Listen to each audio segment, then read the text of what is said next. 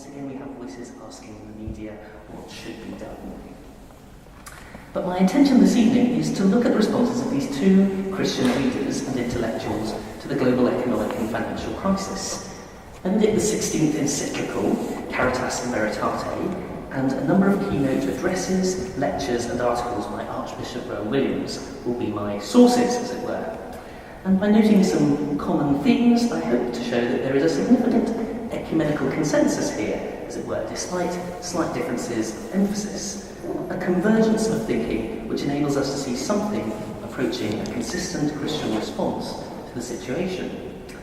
Whether there's much critique, we'll have to wait and see. To summarise this common ground, both the Pope and the Archbishop agree, firstly, that economics, like all human activity, is inescapably ethical. It cannot be left simply to the purely technical judgments of economists and financiers, nor to the supposedly self-regulating, morally neutral operations of the market. Secondly, both see the crisis as, at least in part, the result of a failure to recognise this, that economics is ethical, leading to endemic cultures of irresponsibility and short-termism, which neglect human flourishing, not just amongst demonised bankers, but just as much in politicians and the consumer populations which elect them.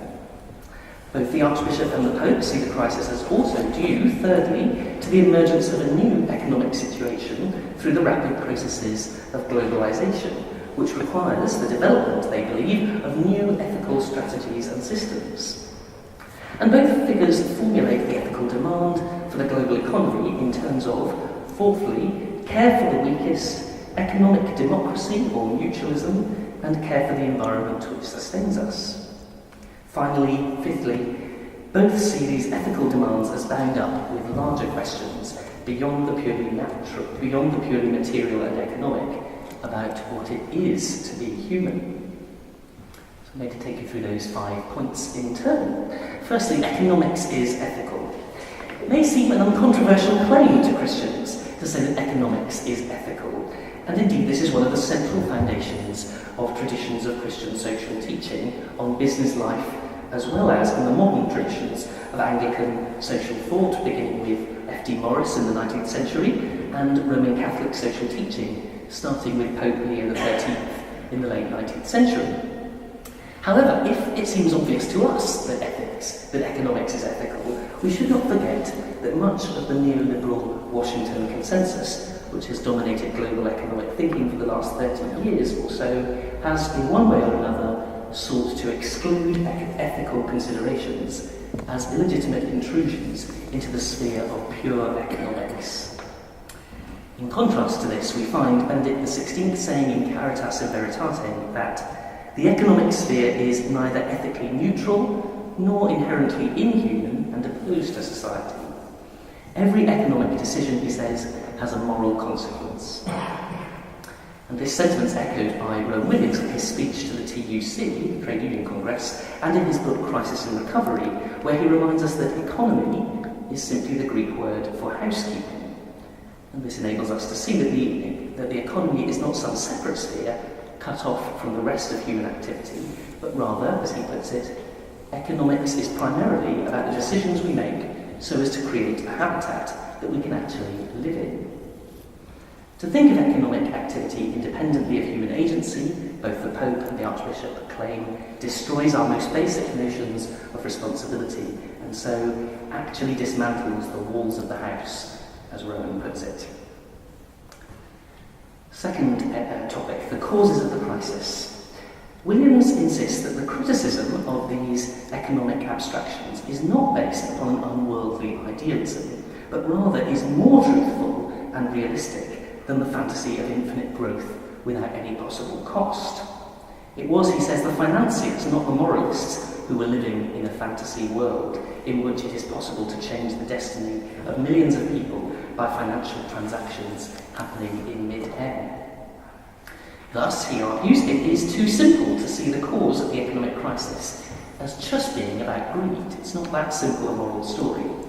It is, he says, a little too easy to blame the present situation on an accumulation of individual greed, exemplified by bankers or brokers, and to lose sight of the fact that governments committed to deregulation and to the encouragement of speculation and high personal borrowing, were elected repeatedly in Britain and the United States for a crucial couple of decades. It is more to do with, he says, a pride that is manifest in the reluctance to let go of systems and projects that promise more and more secure control, and so has a destructive effect on our reasoning powers.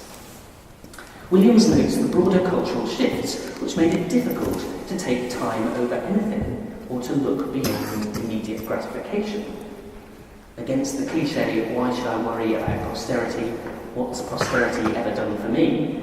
Williams responds, posterity is not just some abstract thing from which we are divided.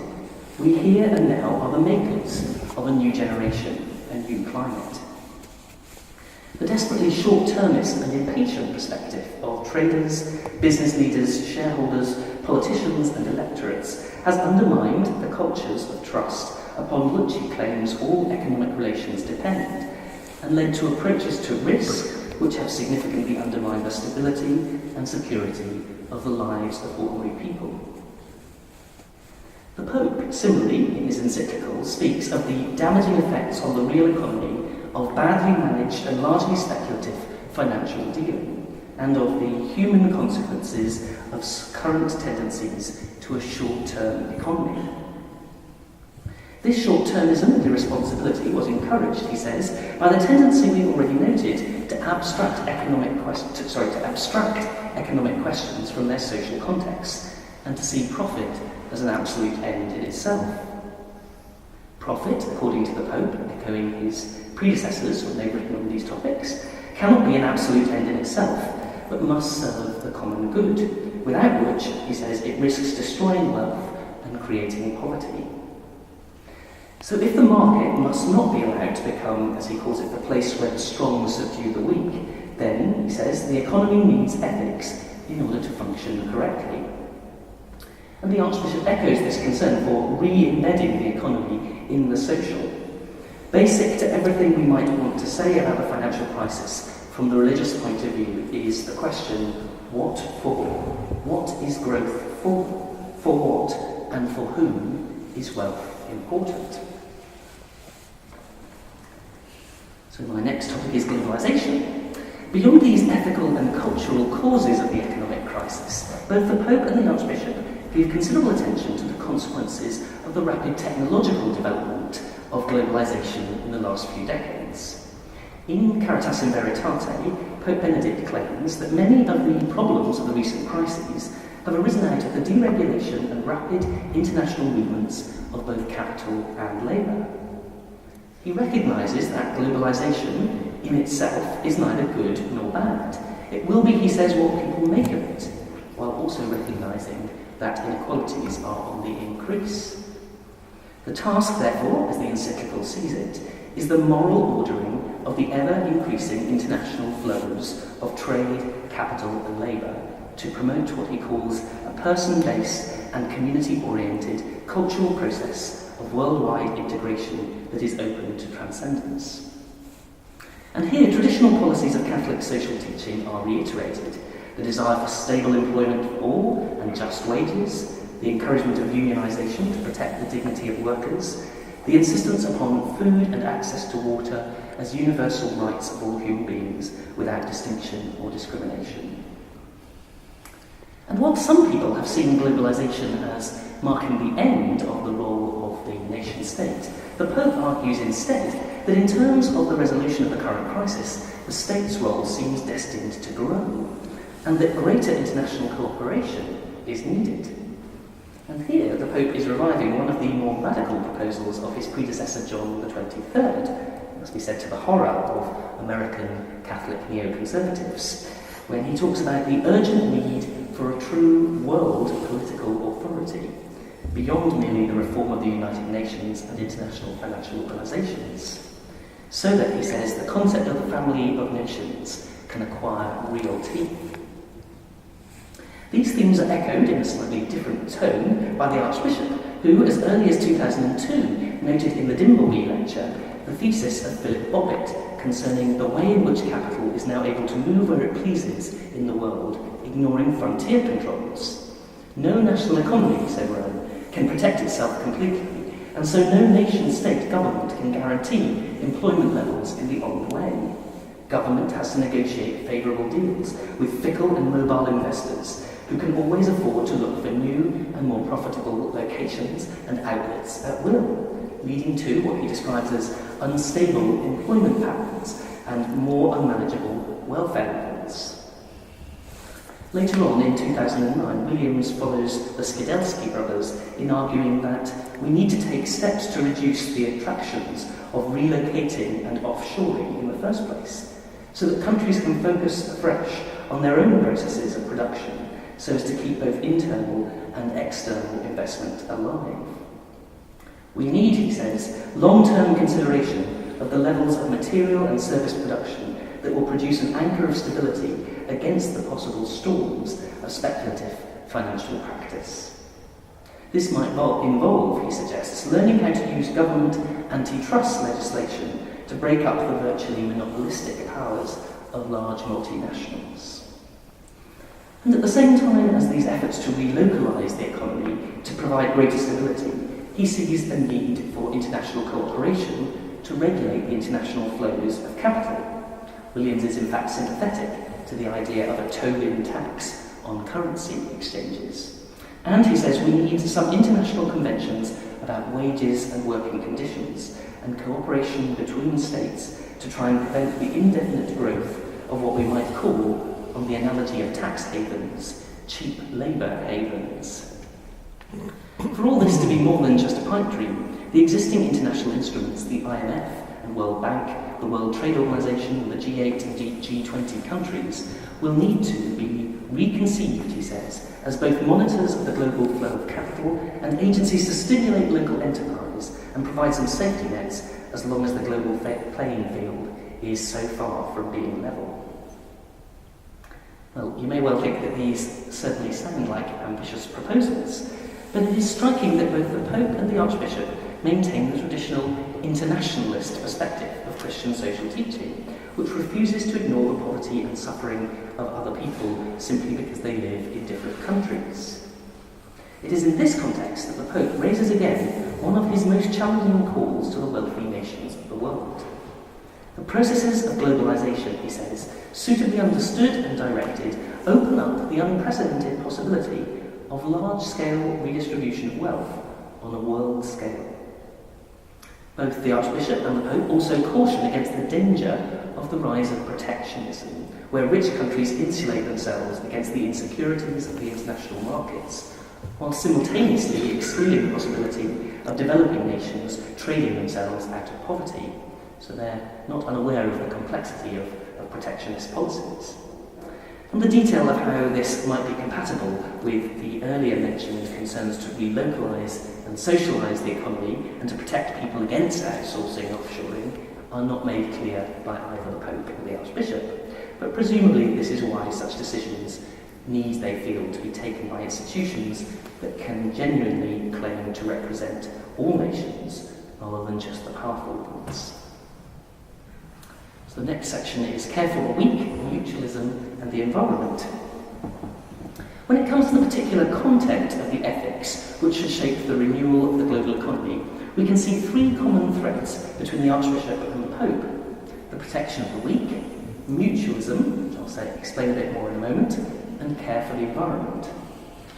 We've already noted something of this concern for the poorest nations in the internationalist viewpoint, which I mentioned a moment ago, and which is reflected in Caritas in Veritate's particular concern with questions of development.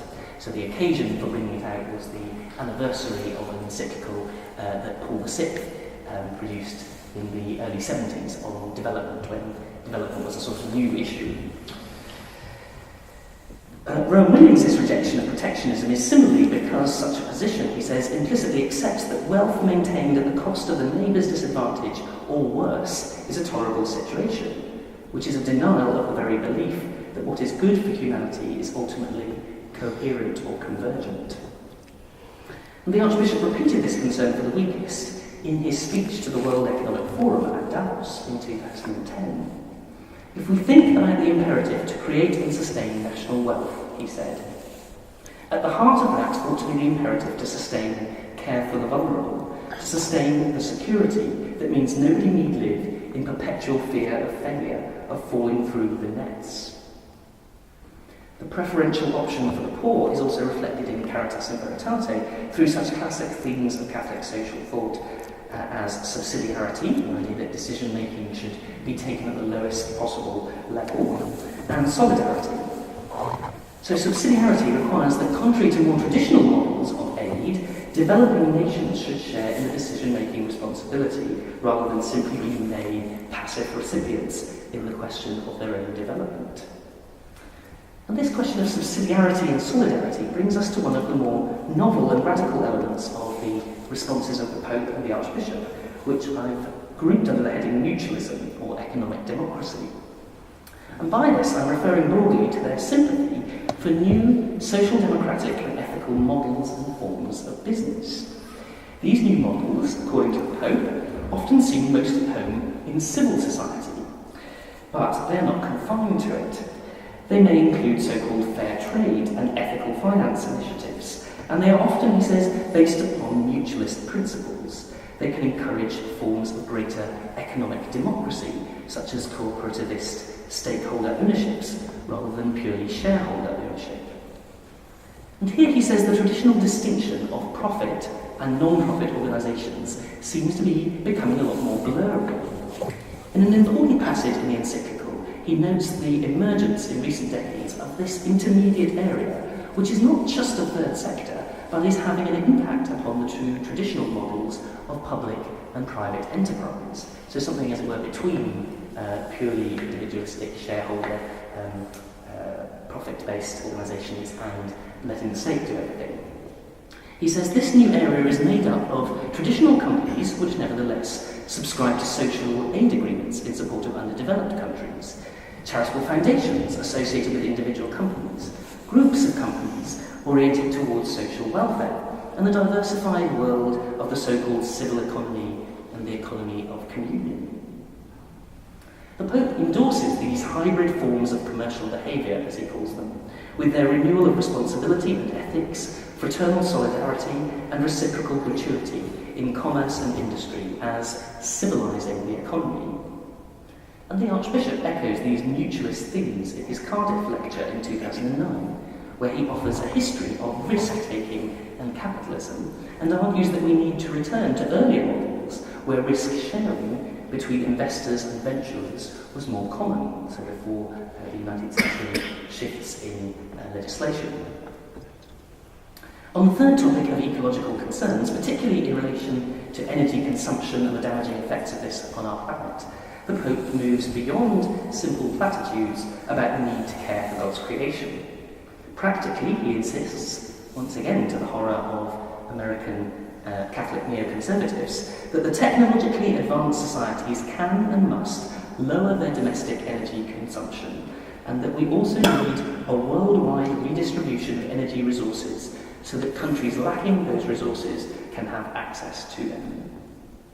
Equally boldly, the Archbishop insists that environmental cost has to be factored into economic calculations as a genuine cost in opportunity, resource and durability.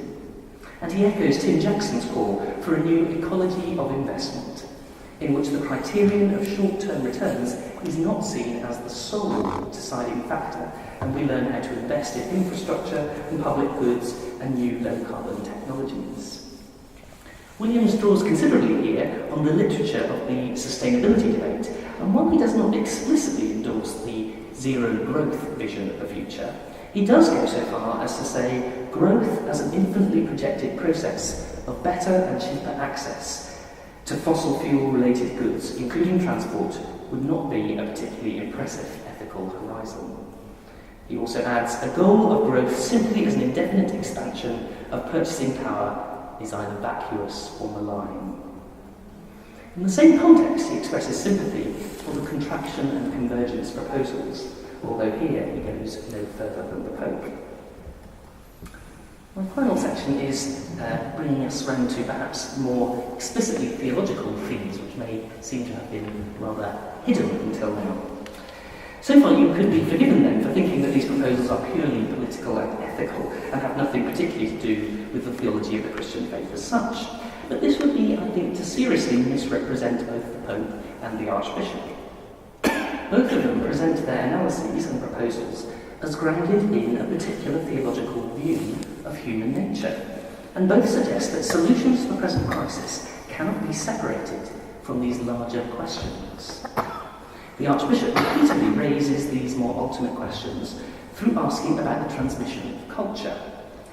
At Davos, he spoke of the passing on a picture of human behaviour, human achievement and human aspiration that is worthwhile. And he cited Christ's story about the rich man who was woken in the middle of the night by a vision of God saying, "Your soul is required of you tonight, and what difference does all this make?" To the TUC, he spoke of the need to reclaim the traditional language of virtue, and of our capacity for imagination and activities that might not be economically productive, but enable us to envision how things might be different. And as early as the Dimbleby lecture, he had claimed that we are no longer confident of educating children in a tradition, and had sketched out an argument, which he repeats in the Cardiff lecture in 2009, that religious traditions, far from being a problem in the public sphere, are key players in the very possibility of such a public sphere, and as possessing the resources to resist the narrowly economic pictures of human nature which have contributed to the crisis. In spelling out these resources, the Archbishop points to the religious recognition of human finitude against ideas of infinite consumption, and to the inherent value of every person, and the need for the practice of the virtues in economic life, and our existence as dependent creatures whose lives are bound up with one another. In Crisis and Recovery, a book that he edited with Economics Editor, he develops this theme of mutual dependence, in particular relation to the Pauline image of the body from 1 Corinthians 12, and to the way that we all learn a language. We don't learn to speak on our own, we learn these things through dependence on others. And this question of mutual dependence is also at the heart of the economic vision of Benedict XVI in Caritas in Veritate, where he develops his Johannine and Augustinian view of charity as something social, a public gift exchange, rather than the more modern notions of charity as something unilateral, private and sentimental. Charity, the Pope tells us, is love received and given, and has its origin in God. This is not just something for individuals, according to him. In commercial relationships, the principle of gratuitousness and the logic of gift is an expression of fraternity, and can and must find their place within normal economic activity. This vision of charity as reciprocal gift exchange is the basis of the encyclical's rejection of dependency models of welfare and aid, but also of its support for radical sharing and redistribution of international resources and wealth, and for these new models of social enterprise that I mentioned earlier. And by placing charity rather than justice at the heart of his economic teaching, Benedict is seeking, I think, to move beyond ideas of the ethical as something purely secondary, belonging to the sphere of political regulation, towards something that embraces the practices and forms of the economy itself. So it's not as it were, people behave in a bad way economically and then the state intervenes to fix it, according to the principles of justice. It's rather that justice and charity need to go all the way down, as it were, into the ordinary practices of economic life. He's also, I think, rejecting what has been called the distinction of planes model of Christian social teaching, for which there are questions of justice, about which all people of goodwill can agree, and then questions of charity, which are relegated to an optional extra for religious believers. So this is a sort of particular way that Benedict is, I think, subtly, if not exactly disagreeing, but sort of tweaking the position of his two predecessors. If you're a pope, you can't really say your predecessors are wrong, so you just sort of subtly reread them. And this is what people talk about as Benedict's integral humanism, which leads him to say, more boldly even than the Archbishop, that a humanism that excludes God is an inhuman humanism. Responding to what he sees then as a rising secularism within elements of the international development agenda, the Pope reasserts the role of religion in human flourishing. those are my points, and I'm very happy to take any questions and perhaps explore a little bit more those critical elements, which perhaps were rather underdeveloped in that. No, John, thank you very much. A dense and very potentially fruitful basis for discussion and so forth. I'm sure there are many people who would like to ask a question. Who would like to start off?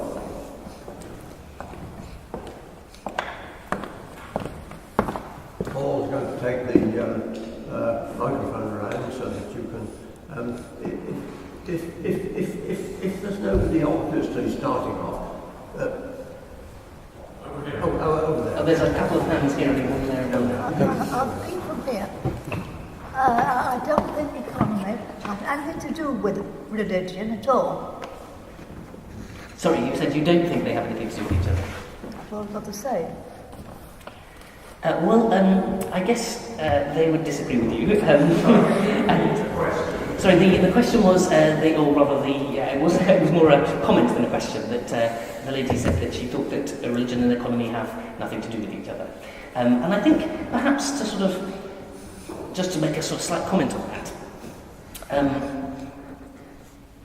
there are various historical accounts of one of the features of modernity being the modern, the last 300-400 years, the privatisation of religion, so the removal of religion from the public spheres of politics and economy. And that is a very widespread sort of story about the modern world. Religion belongs to this private sphere, the economics and the political are in the public sphere.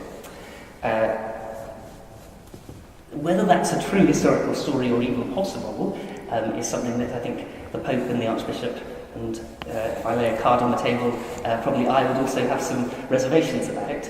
And indeed their suggestion is that it's that idea that the public sphere is independent from ethical and religious questions that has caused some of the problems, as it were. The idea that these things are somehow morally neutral and not contested. They think that's part of what leads to a sort of purely technical approach to economics that neglects the human.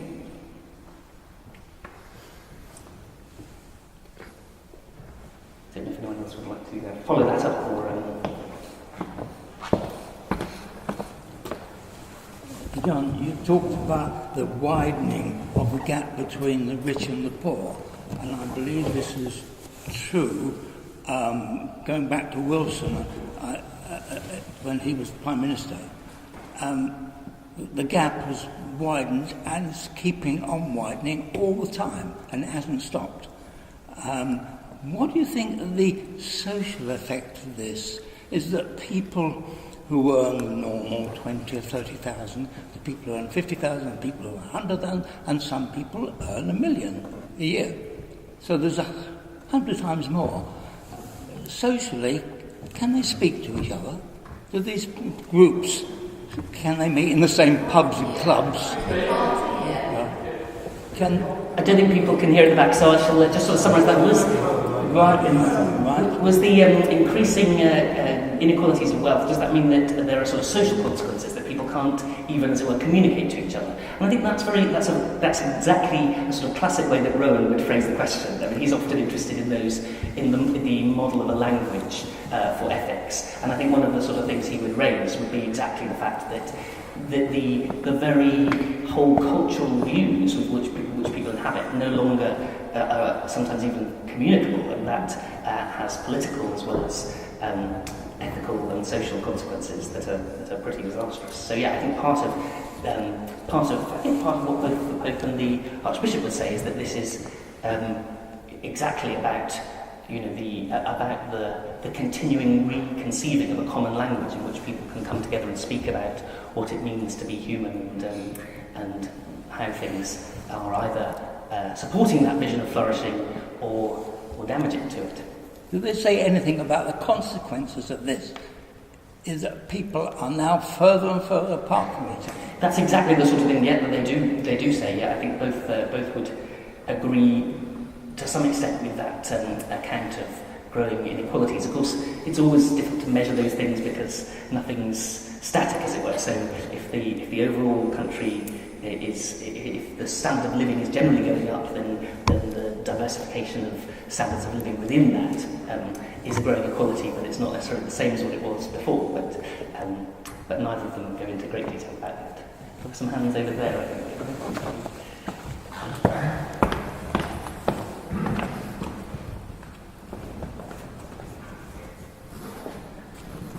Feel free to ignore this comment completely. I put my hand up in response to a previous statement, and John, your response to it, that in what we might call the modern era, the privatisation of religion. I think all I want to comment is that there's a danger of looking back and seeing there being a sort of halcyon days when everybody was religious and everybody was kind to each other. If I had a choice between living now and in the, shall we say, the 16th or 17th century, or any time,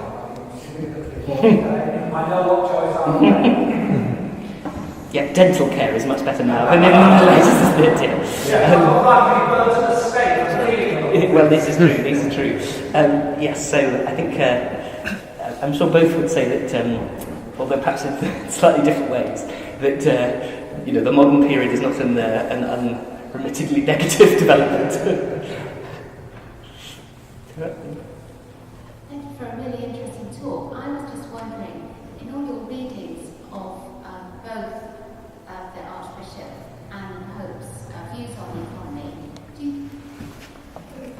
do you think that there was a point where they most agreed or a point where they most disagreed? Can you work out a sort of consensus view on what they think we should be doing?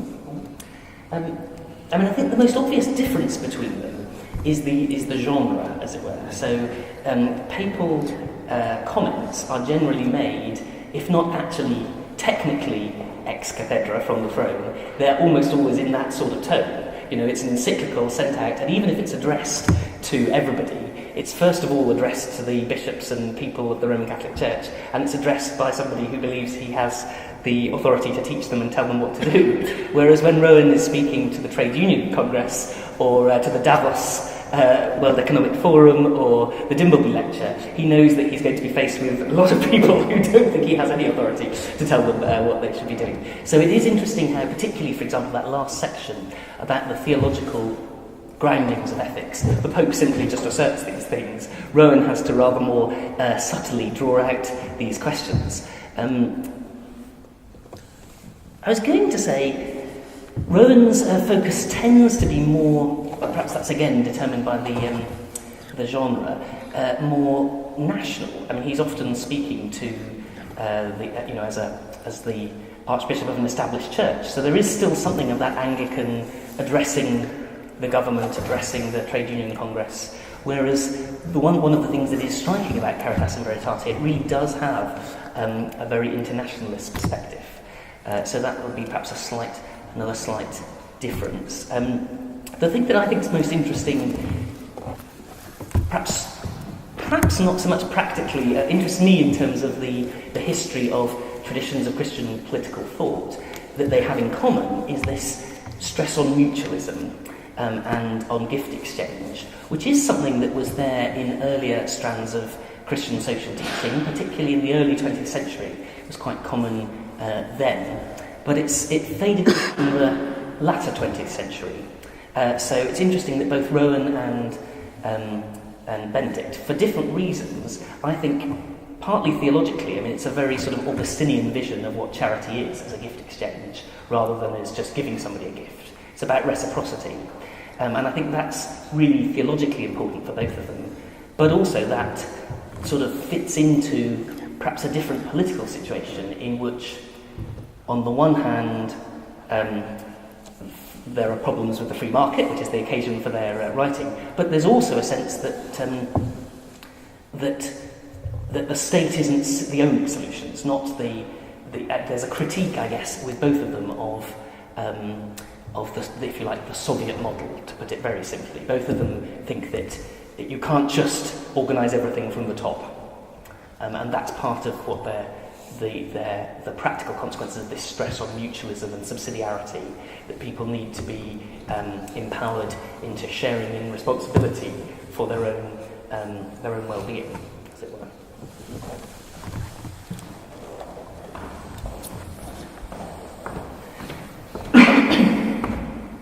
Sorry, I just want to say a quick word about the microphone.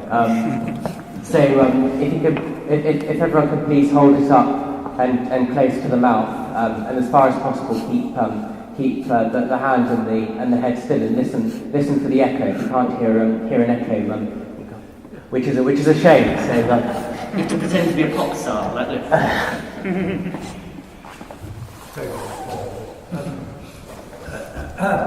John, just to take up that point you were talking about there last, you really sort of underline what I think has been dawning on me for some time. You see that the pronouncements by the Pope have that particular quality. Now, no doubt, of course, they are actually prepared and vetted and all that sort of thing by his vast sort of array of advisors and all that sort of thing. But they are, that's where the Roman Catholic Church looks to for particular direction. You see, this is not so in the Church of England and possibly not so in other churches as well.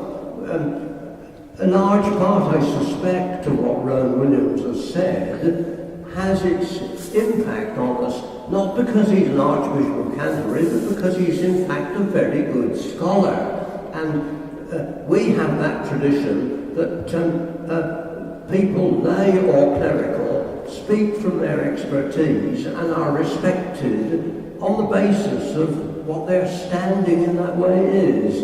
Now, I'm not saying that one is right or the other is wrong, but they are quite distinct, and therefore, of course, there's a certain degree of, probably would agree, a bit of difficulty in comparing the two, isn't there? But I think that's something which one should always keep in mind. I think that's very true, John, and you see that partly in the fact that obviously both of them do use, as it were, non-theological analyses of the contemporary situation. Both of them are drawing on economists and philosophers, but whereas Rowan will quite happily foreground that and say, as Skidelsky says in his book, or as somebody else says in their book, with the Pope's documents, you have to sort of ferret around in the footnotes and in the background gossip to find out. For example, one of the big influences on the encyclical was an Italian economist called Zamagni, who is particularly interested in mutualism and the civil economy. So the Pope does use experts in that way, and of course is, perhaps more so than most of the popes in the 20th century, a considerable theological authority in his own right. But definitely there's a different way of using authorities that you see between the two of them. And also, I suppose, different audiences in that with the Roman Catholic Church, it has a sizable international development organisation. You know, the Roman Catholic Church is probably the largest development organisation, if one were to put it that way, in Africa. I think that's an accurate generalisation. So that means that when he's speaking, that he's actually talking to a whole enormous apparatus of experience and also of delivery, as it were, for some of these questions about poverty and development, which again means that he can speak more directively and authoritatively and say this is the thing that needs to be done.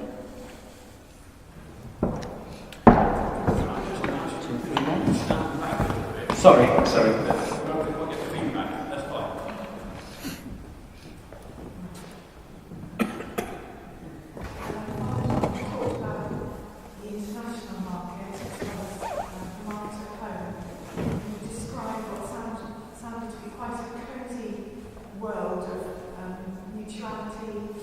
Codependence and communities, but surely one of the most startling things that you haven't mentioned today is the horrible wars, sanctions, and nation against nation, which we see on our screens on a nightly basis. And the average Christian in the pew would quite happily contribute to charities, but the people who are receiving their money would be quite happy to blow the Pope to pieces or to blow us to pieces. They don't care what we think, and yet we're still impelled to support them. So how does the Christian come to terms with something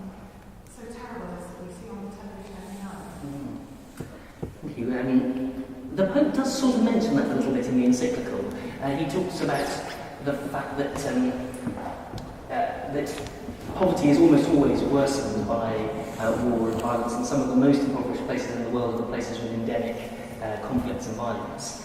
But equally that sometimes poverty and inequalities can contribute to the outbreak of war, and he doesn't have a sort of simple solution to that, I guess, other than stressing the importance of international efforts for peace. So that's, and I suppose that is really, I would say, is all that the rest of us can do with it.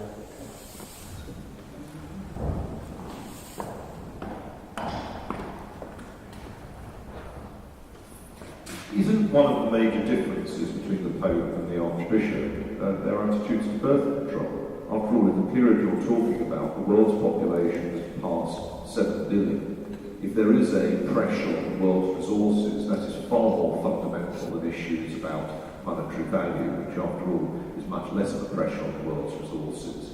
And I would put it to you that that is the absolute fundamental problem. And the lady has referred to war, and obviously many of the tensions one sees around the world relate to pressure on resources. Those pressures are not helped by an unprecedented and continuing growth at the greatest rate ever of world history.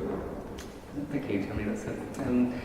That's a good point. And perhaps in that sense, that was one thing I did rather gloss over.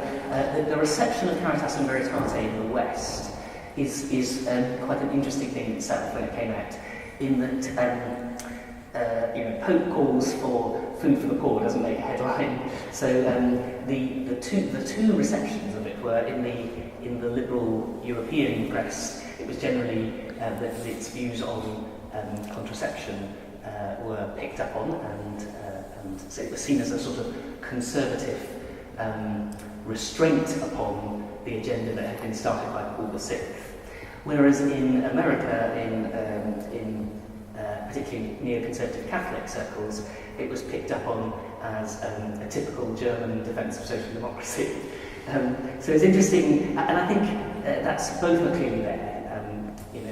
For the Pope, the question of contraception is an absolute moral one, and so he argues in the encyclical, which I didn't particularly mention, that in fact partly this is, I think, addressed to problems on the ground that Catholic aid agencies have been having, and he wants to resist any pressure to see contraception as a solution to poverty. And I think you would be right to say that is something where the Pope, the Archbishop, and I would probably want to disagree with him. I think perhaps just the one sort of caveat I would add to that is I'm not sure that I'm a little bit sceptical of the idea that that's the only problem, as it were, or even necessarily the principal problem. Maybe I need to be a bit careful what I say there, but just that to think of it purely, or as the main problem, always seems to lead to that sort of Malthusian, purely economic view of things that then downplays the need to be ethical and so on. But no, that would be a significant difference between the Archbishop and I. Thank you.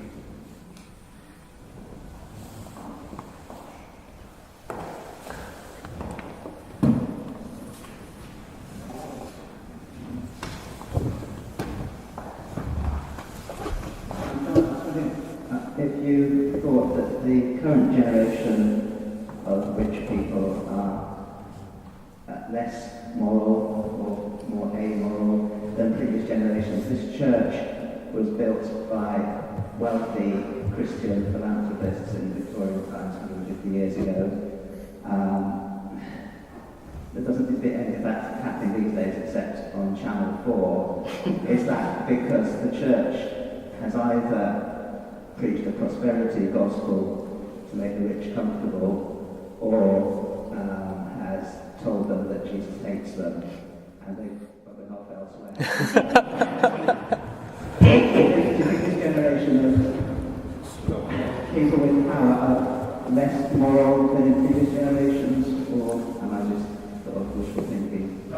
Perhaps Matthew's comment about historical narratives, I'm always a little bit nervous about to say that things are getting, even particular things are getting better or worse. I mean, we do have one of the sort of consequences of having even more extraordinary global monopolies than we've ever had in history before is that we do occasionally have even more extraordinary examples of global philanthropy. And I suppose the Gates would be the sort of the famous example of that. Whether generally the culture of the rich is less philanthropic, I think possibly is something that varies interestingly from culture to culture. I mean, America famously has a higher culture of philanthropy amongst the wealthy, but then when you unpack that a little, it becomes a little bit more complex because it's mainly directed towards educational institutions. Not that there's anything wrong with that, speaking as somebody who's paid by an educational institution that lives off philanthropy, but obviously that is a particular form of philanthropy and of action to help people. So I think I just want to be careful with making any big generalisations. But it is an interesting question about the church's role in that. And, perhaps... so I reviewed a book which I didn't really like very much about the church's teaching on economics for the last 30 years, the Church of England's teaching. And this author, who works in a business school, felt that the church had spent most of its time telling business people that money was bad, and that therefore they either felt guilty or just went away, as it were. So one of the interesting things about, I think, both what the Pope and the Archbishop are doing in their statements, there's quite a sharp critique to a lot of what they're saying. There's a real sort of edge to some of the things they're calling for, breaking up of monopolies, redistribution of wealth, regulation of international flows of capital and labour and so on. But they're not saying that somehow making money or enterprise is itself a bad thing, or the market is itself a bad thing. Production and trade and so on can be virtuous. So it's a sort of, I think in that sense it can be quite a subtle, it's not a sort of aristocratic or hyper-pious, we don't get our hands dirty, that sort of thing. It's perhaps a little bit more, this tradition of Christian social teaching is, I think, reasonably realist.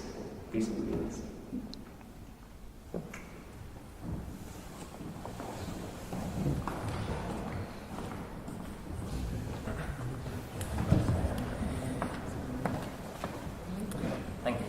I was wondering, in this country, with the welfare reforms going on at the moment, there's been a resurgence in the idea of the deserving and the undeserving poor. I was wondering whether Rowan had said anything regarding perhaps the virtue of poverty or along those lines. Good question. Did everybody hear that okay about whether there's a resurgence of the language of the deserving and undeserving poor, and whether Rowan had spoken about, as it were, the virtue of poverty from a Christian point of view? Good Franciscan question. Rowan, I think, does at some point, I can't quite remember where now, criticise the language of deserving and undeserving poor. I think, again, the interesting thing about the mutualist agenda is that it does say that poverty shouldn't, charity shouldn't be about disempowering people, but it should be about, in that sense, a certain sort of responsibility. So you might say that is the half-truth, that the language of deserving and undeserving poor is rather clumsily and often very unhelpfully groping towards. But that same language of deserving and undeserving poor would be criticised, I think, by both the Pope and by Rowan in that, on the basis of a sort of theology of gratuity, that really, in a sense, nobody deserves anything, but also everybody deserves fullness of life and gift and grace. I think that would be the way that they would. Nobody should be allowed to fall through the net, as it were. I think that would be the sort of way they respond to that. The language of the virtuous poor is not something they particularly bring up in this context, partly perhaps because they're so suspicious of the secular left criticism that the language of virtuous poverty is just a sort of idealising of, how great it is for you to be poor, sort of thing. I think Rowan is particularly sensitive to that. He has a little early piece that was published, I think, by the Christian Socialist Society on the Beatitudes, where he talks about what it means to say, blessed are the poor, and he's very anxious to resist this being any sort of false idealisation of poverty. So that might be where one might go to find out more about that.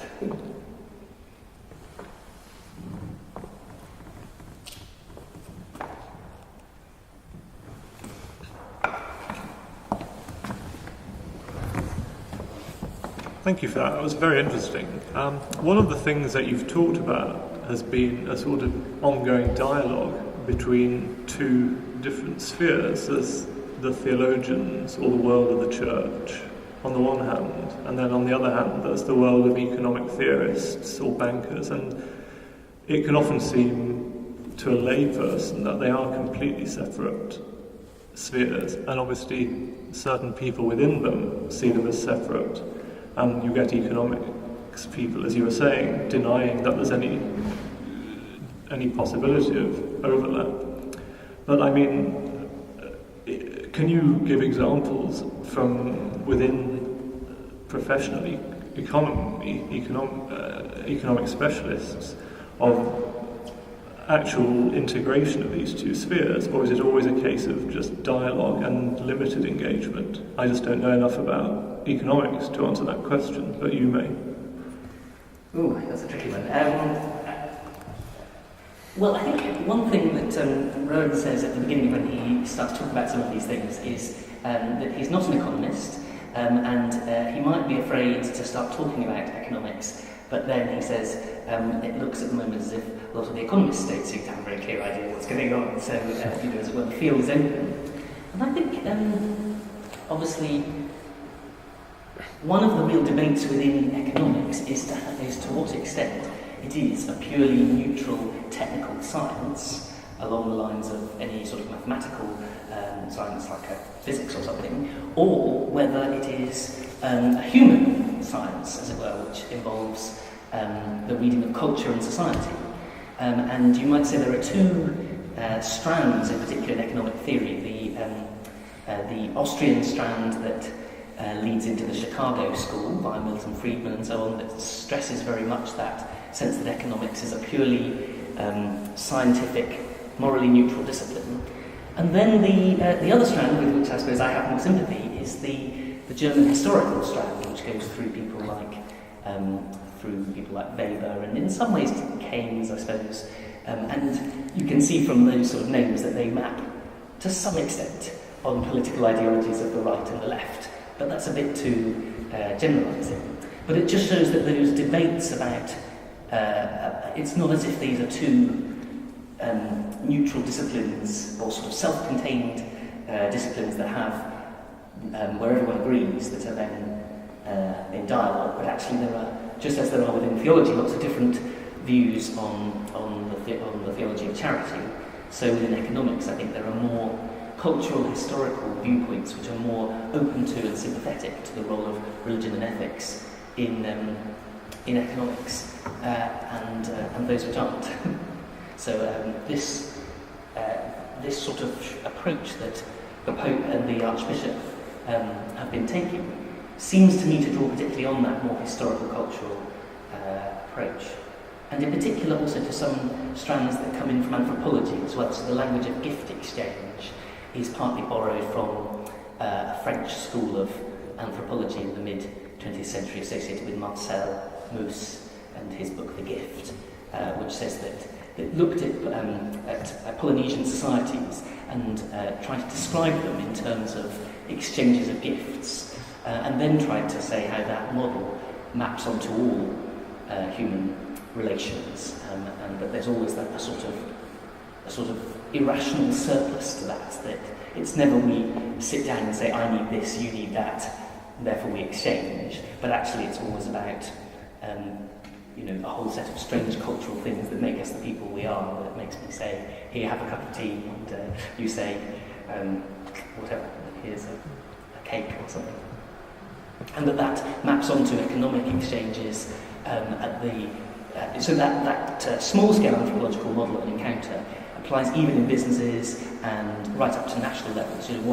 Why a business decides to trade it with a particular another business, or why it decides to set up operations in another place. Those decisions are never purely rational and profit-driven. There are always hundreds of other complex cultural, historical factors that shape why a decision like that is made.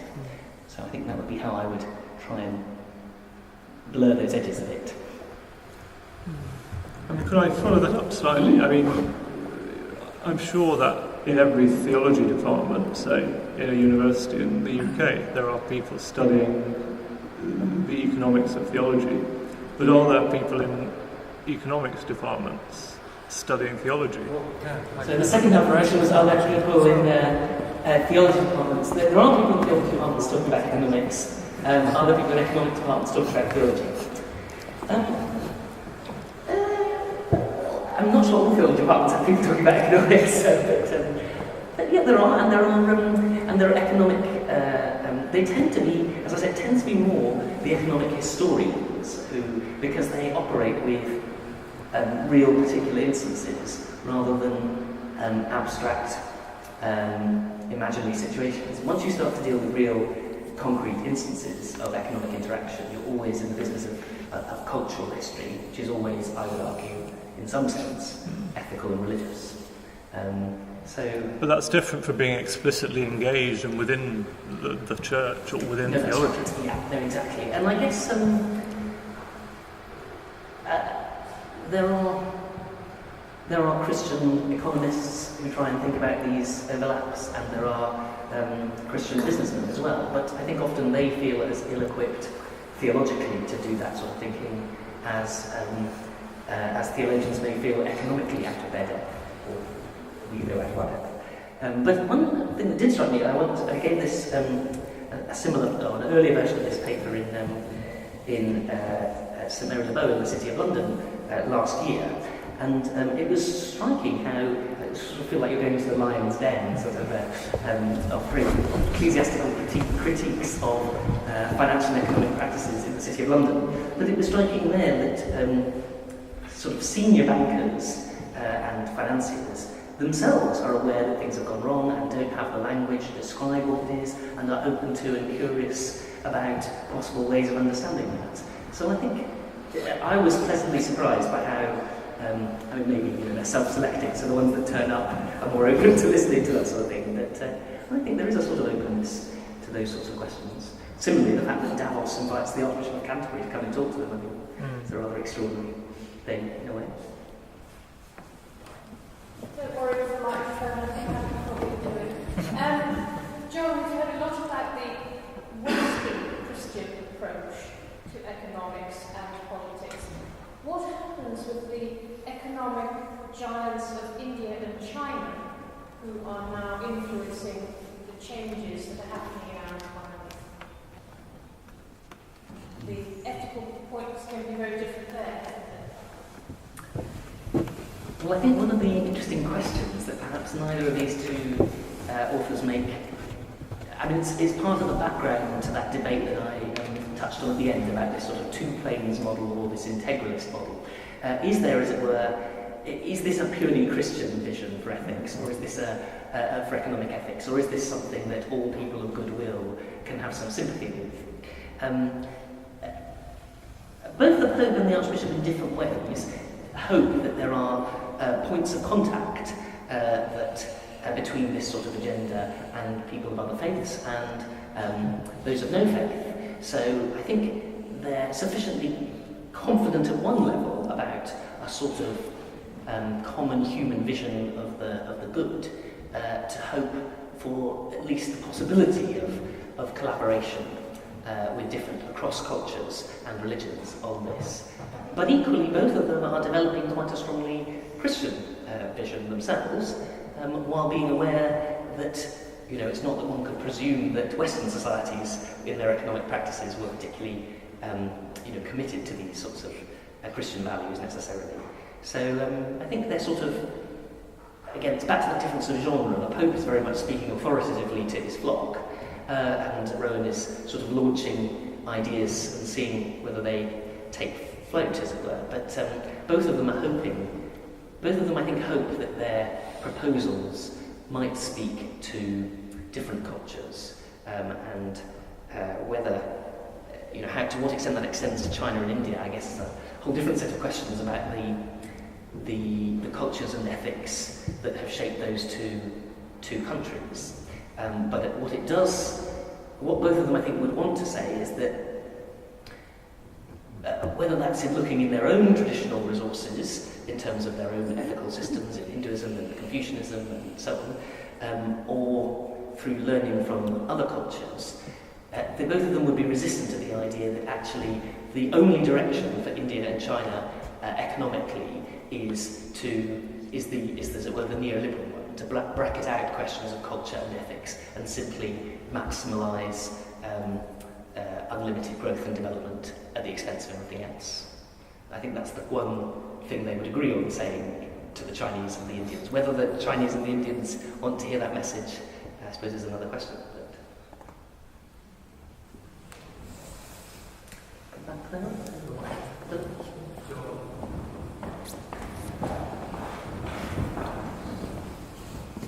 John, I feel that if Angela Merkel or Barack Obama were listening to you tonight, they'd go home with quite a lot to think about, and maybe their consciences to search sometimes. But how do the Pope and the Archbishop have anything to say to ordinary people, people here tonight who maybe run small businesses or are corporate managers, maybe get made redundant or make people redundant? We're all consumers, we make choices every day about what we buy. What does the Pope and Archbishop say to people like that?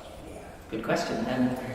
So the question was, what does the Pope and the Archbishop say to ordinary people rather than Angela Merkel and Barack Obama? I think one of the things that's, again, characteristic of this particular approach, as it were, thinking of economics as ethical all the way down, rather than just an ethically neutral area that the state has to fix from the top, is that the responsibility does go all the way down as well as all the way up, and that therefore all of our day-to-day economic interactions about how we run our businesses, about how we pay our employees if we have them, about which products we buy, about where we invest our money, about who we have shares with, how we exercise our shareholder rights, all those economic decisions are moral and ethical ones. And in a way,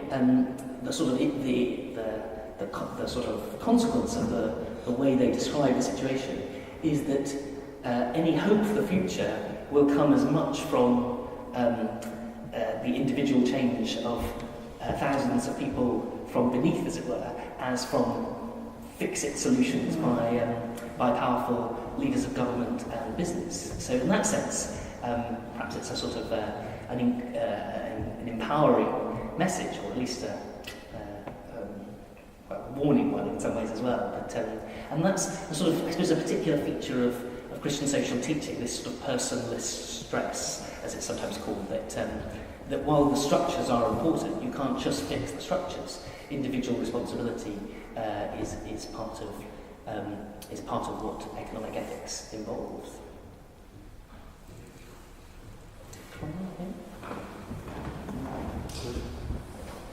Let you off the hook.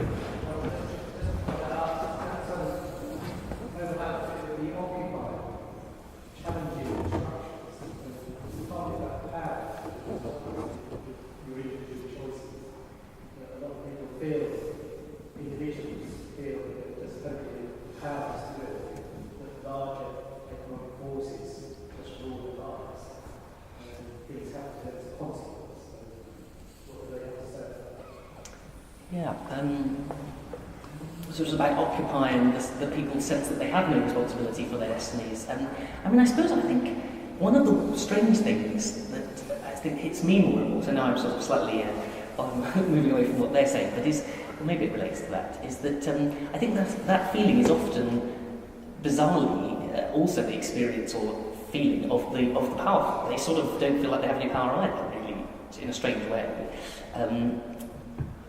And question how much help that is. I guess the interesting thing about things like the Occupy movement is that it shows that perhaps again through new technologies of globalization, mass movements are suddenly more powerful than perhaps they've ever been in history. And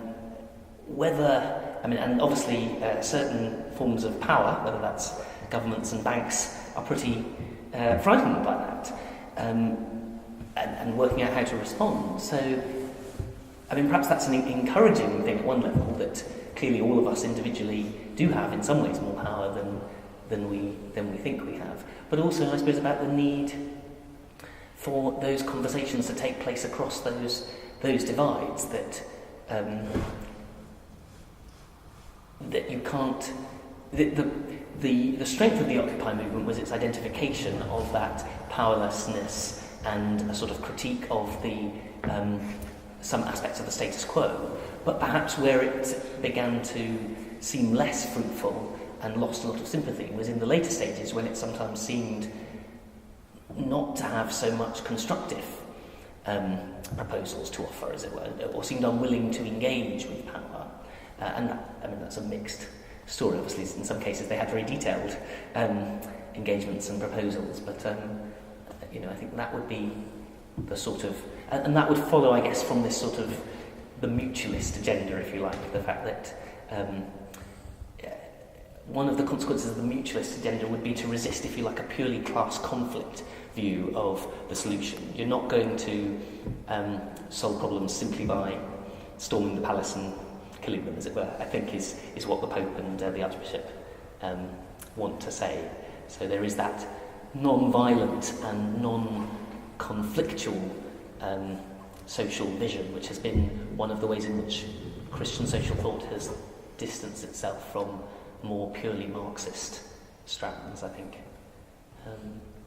That's a rather abstract answer, but yeah, that business of engagement, I guess, with across those divides, which brings us back to sort of Ben's question about cultures that never encounter each other, that and so do have no sense of the consequences of how their decisions affect other people.